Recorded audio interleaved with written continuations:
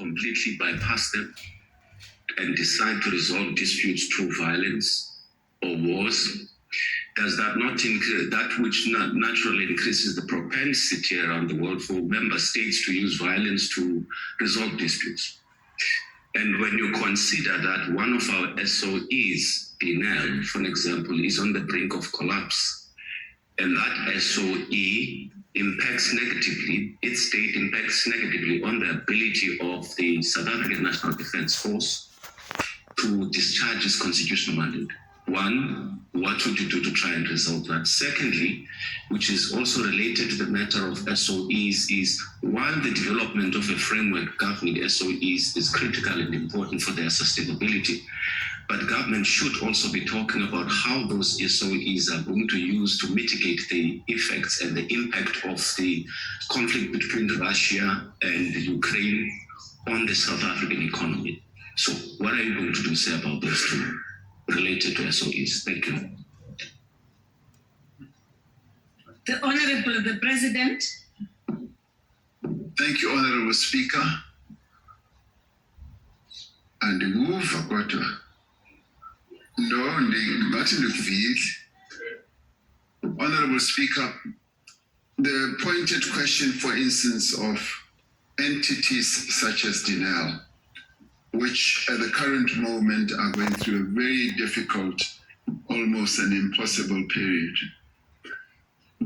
is that we do obviously need to breathe life into them and to show up their balance sheet. Denel is a government entity that has a lot of potential, so much potential that the market is just wide open for Denel. And what it really needs is to be given, yes, that leg up, that support, so that it goes back to its glory days. Many countries on the African continent keep coming to us and saying, we've looked at the products that Denel produces, from vehicles to missiles to whatever, to be the Roy Falk as well and all that. And we actually want to buy our products from a Denel. Would Denel be able to deliver? Now, Denel has run into a financial problem and a financial challenge, which we are looking at. Denel would also help us in the times that we live in like now. Our SANDF is very reliant on Denel. Most of the equipment that they have were made by Denel.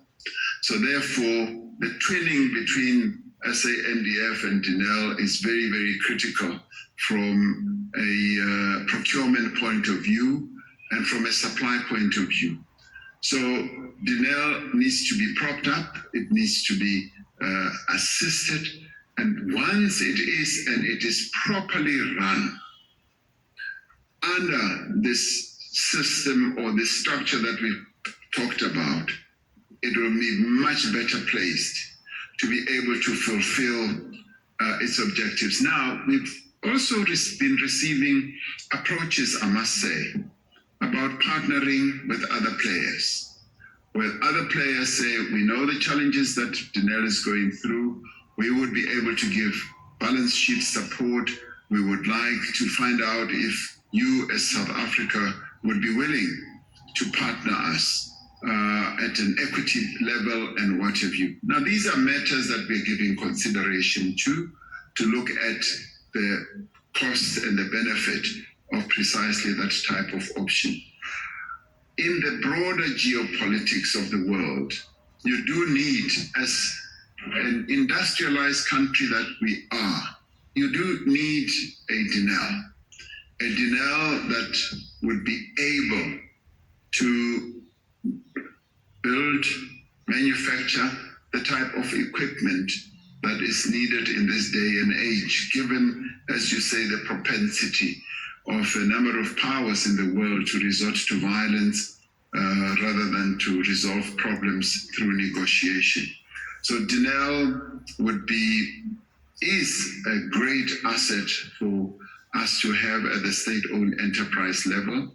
And I would like to see Denel getting back on its feet rather than remain in the doldrums where it is, and also participate more actively and profitably as a keen pillar of our SANDF. So I think we can get there. Thank you very much, Honorable Speaker. The last